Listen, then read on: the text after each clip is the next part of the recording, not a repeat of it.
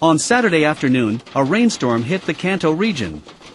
Lightning and thunder in Tokyo and 5 neighboring prefectures was followed by hail and torrential rain. About 55 millimeters of rain fell in Tokyo from 4 p.m. during the hour, the Japan Meteorological Agency reported.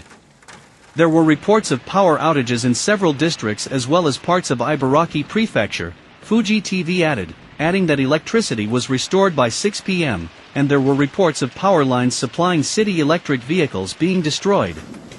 Several lines are de-energized, traffic is suspended.